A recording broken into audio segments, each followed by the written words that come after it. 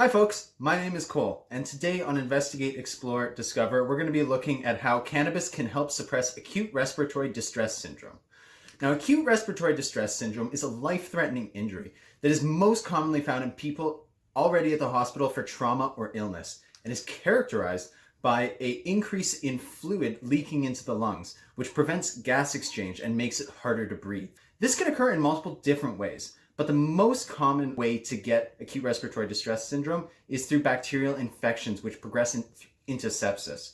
So an example of a bacteria that can do this is Staphylococcus aureus, which secretes staphylococcal enterotoxin B, which helps the bacteria overwhelm the immune system.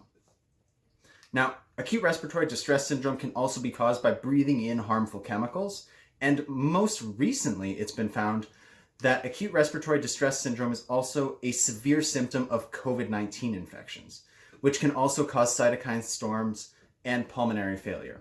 As the alveoli in your lungs fills up with fluid, making it harder to breathe, it also recruits immune cells into the lungs to try and fight off the infections.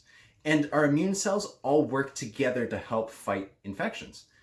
And we have a lot of different immune cells in our body. The ones that we're focusing on today, though, are T cells, which are adaptive response cells, which normally take a little bit longer to initiate, but have a more specific effect against pathogens.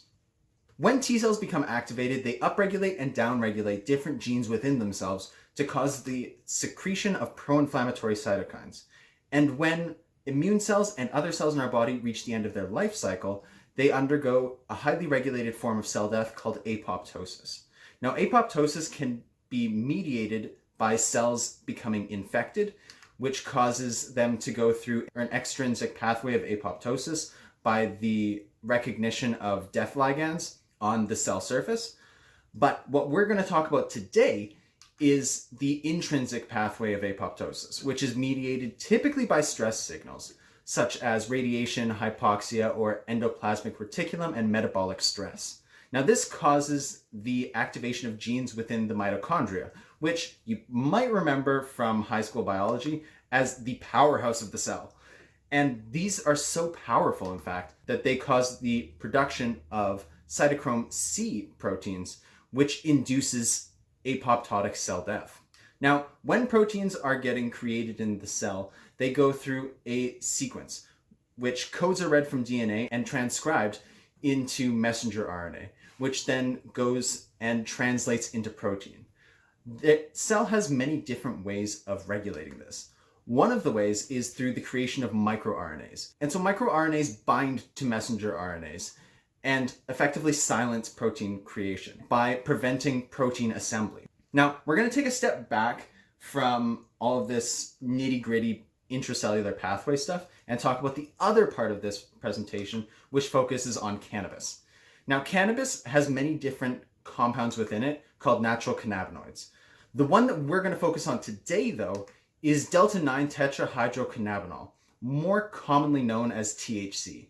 And this is a psychoactive compound found in cannabis, but it also has therapeutic value for pain relief, control of nausea and vomiting, appetite stimulation, and anti-inflammatory properties.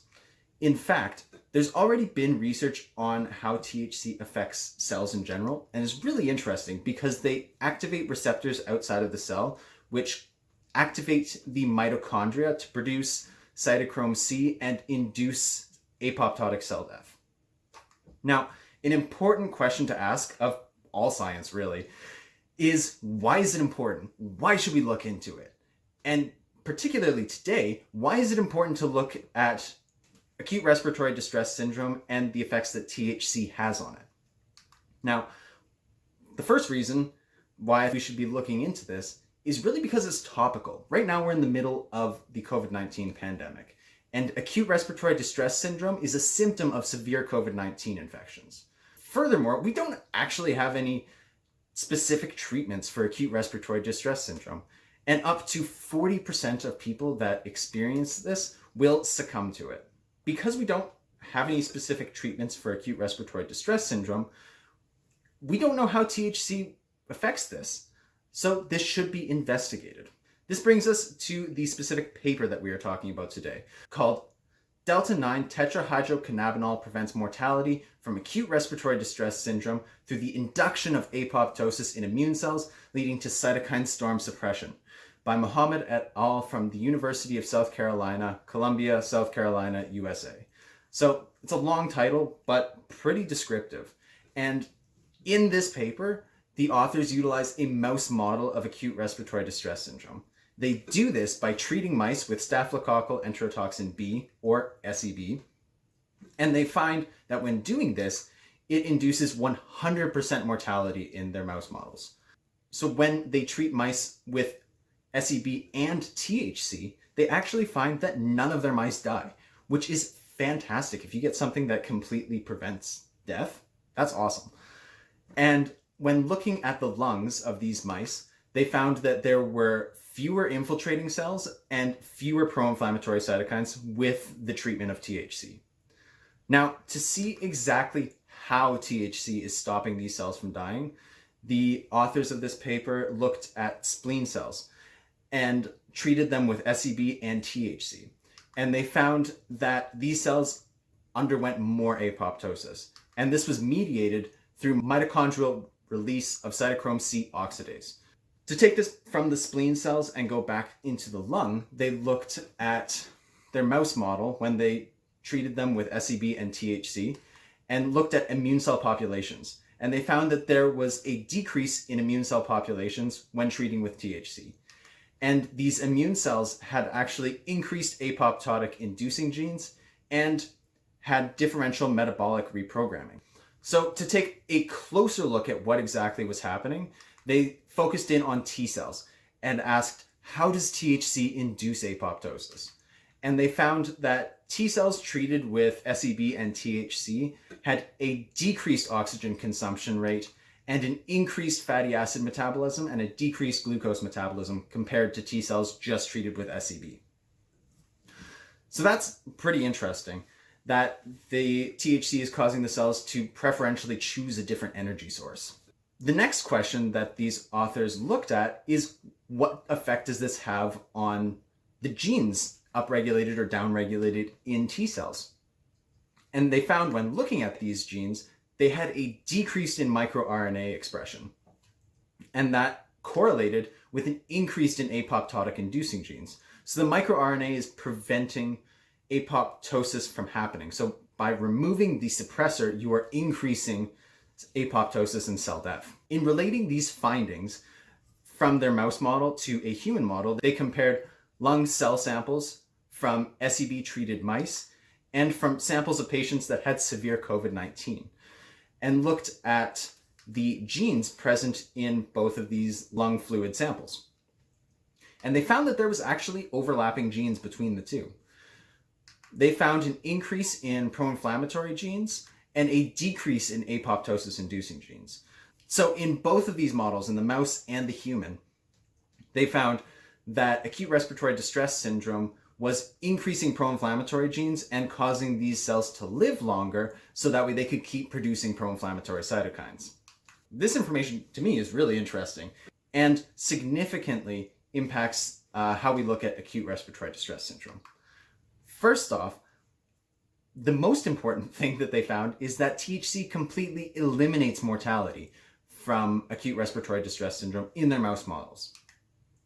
And they found that this was occurring by inducing apoptosis of overreacting immune cells.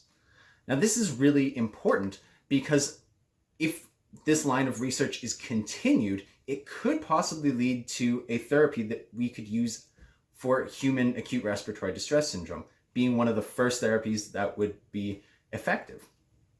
Now, after looking at all this information, I think that there's many ways that this could be expanded upon. I had a few questions that I think would be interesting to look into further.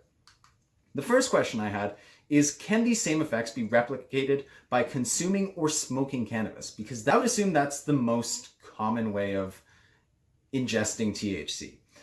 So how do they compare by just treating mice with THC? Secondly, there are lots of cannabinoids in cannabis. Another common one is CBD. So how does THC compare to CBD in their effectiveness at preventing acute respiratory distress syndrome? Finally, because THC is reducing inflammation, can THC be used as a viable treatment for other inflammatory diseases? And only time will tell if that becomes a reality. The other thing that I was interested in, though, is what do you think? What sort of ideas or questions popped into your head when hearing about this information?